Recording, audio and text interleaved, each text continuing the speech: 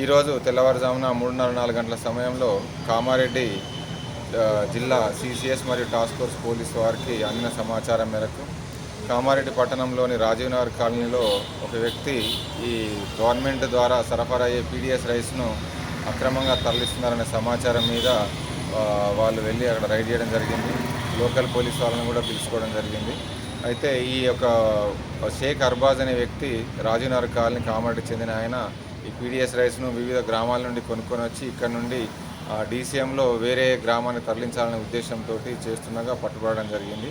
దాదాపుగా ఈ బ్యాగులు ఒక 150 నుంచి 170 వరకు బ్యాగులు ఉన్నాయి. ఒక్కొక్క బ్యాగులో 40 నుంచి 50 కిలోల వరకు ఉండొచ్చు అని చెప్పి అంచనా వేయడం జరుగుతుంది. ఈ రైస్ను జిల్లా సివిల్ సప్లై అధికారికి ఇన్ఫామ్ చేయడం జరిగింది. వాళ్ళు వాటిని స్వాధీనం చేసుకొని పంచనామా నిర్వహించిన అనంతరం ఈ సంబంధిత వ్యక్తిపై క్రిమినల్ కేసు బుక్ చేయడం జరుగుతుంది. ఈ సందర్భంగా జిల్లా ప్రజలకు మరియు ఇట్లాంటి అనైతిక కార్యకలాపాలు పాల్పడే వారికి ముఖ్య గమనిక ఏమంటే ఎట్టి పరిస్థితుల్లో కూడా పీడిఎస్ రైస్ను ఎవరికి కూడా అమ్మకూడదని, అదేవిధంగా ఎవరు కూడా అలాంటి రైస్ను కొనకూడదని, అలా కొన్న ఎడల వారిపైన చట్టరీత్యా కఠిన చర్యలు తీసుకోవడంతో పాటుగా ప్రభుత్వం ఆదేశాల మేరకు వారిపై పీడీ యాక్ట్లు కూడా నమోదు చేయడం జరుగుతుందని హెచ్చరించడం జరుగుతుంది. Thank you.